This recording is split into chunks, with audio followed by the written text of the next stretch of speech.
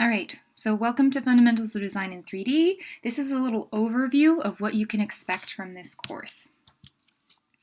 So in this course, we're going to review materials, design principles and elements, and concepts.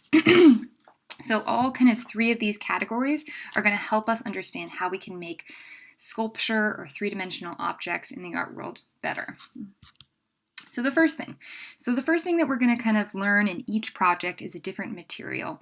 Now, this class is normally taught in the classroom, but it's completely online right now. So materials are going to be a little bit different. So if we were at Chaffey College, we would have access to a lot of different things and our materials would be a little bit different.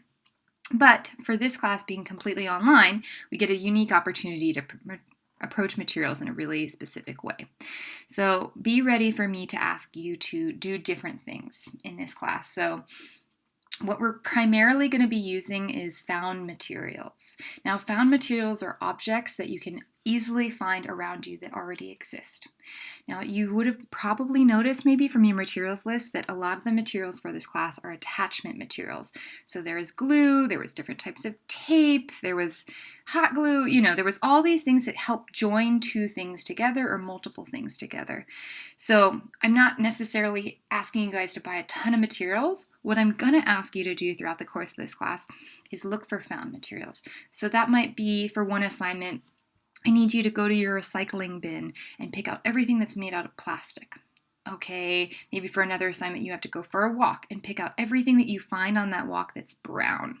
So maybe that's a brown bag, maybe that's bark, maybe that's sticks, maybe, I don't know. So just be open to the idea of looking at the world around you and drawing materials from that. This is a different way of teaching sculpture, but it's kind of an exciting prospect.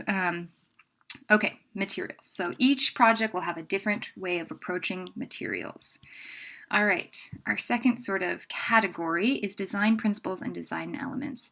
So if you've taken the 2D version of this class, you're probably familiar with a lot of these, but if you haven't, that's okay. I'm going to go through them. Each assignment is going to introduce a new design principle and element. So the design principles are the ideas of the elements that make up a sculpture. So you're going to have unity, emphasis, scale, balance, and rhythm. So these are not actual things, but they're ideas. So that's why we call these principles. Now, design elements are actual things that you can see and touch sometimes. So we have line, shape, pattern, texture, spatial illusion, value, and color. So these are actually the tangible things that make up a sculpture or a piece of artwork. Now, again, don't need to know these. We're going to overview them. Each assignment will introduce a new one. All right, and then finally in this class, we're going to work with this idea of concept. So concept is something that is conceived in the mind. It's an abstract idea, a plan, or intention. So let's break that down a little bit more. A concept is something that's conceived in the mind. So we imagine it. It's not quite real yet. It's maybe an idea or a thought or something we read about that we have questions about, but it's something in our mind. Now, we turn that into an abstract idea. So maybe we write it down, but it's not quite real yet. It's still kind of it's forming, right? So it's an abstract idea. And then the third thing, a plan or intention. And then we come up with a way or a plan to create that thing into a real thing. So a concept is a series of processes, right? It's something where we have an idea, we kind of form it a little bit more, and then we start making it. We come up with that plan to how to make it real. It's the synonym that I think would best suit concept is an idea. An idea. Okay, so that's a similar way of thinking of concept.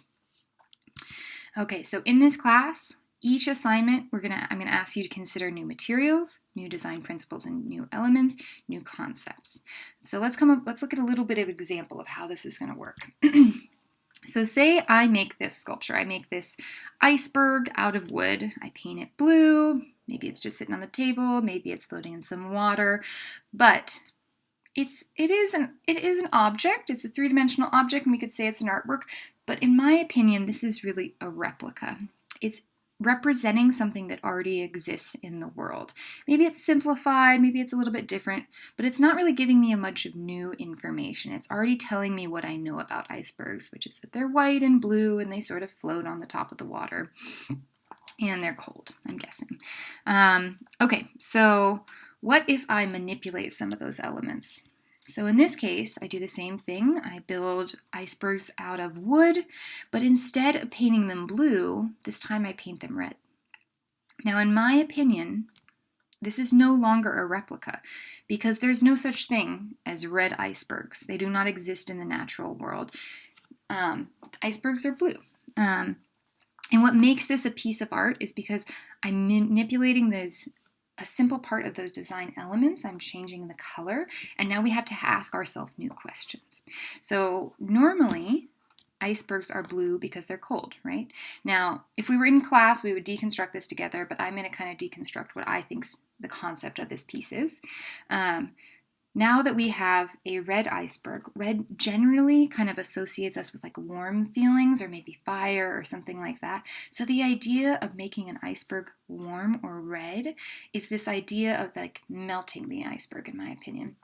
And now we kind of know that melting icebergs are actually something found in the world. They're not necessarily red, they're still blue, but they are melting. And that makes me think about global warming and climate change. And now I'm starting to have a conversation about politics that I can bring into this.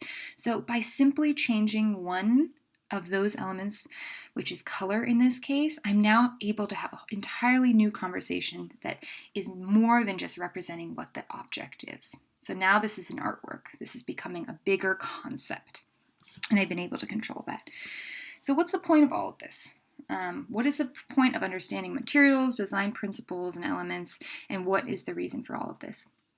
And the reason is that the more you understand the materials that you're using and the more you understand the design principles and elements, you can pull those things together to convey the concepts or ideas you want to create visually. It's all about having control so that you can say what you want to say in your artwork. And that is kind of the overview, and kind of what we're going to be trying to do is learning how to control what we want to say in a three-dimensional way over the course of the semester. All right.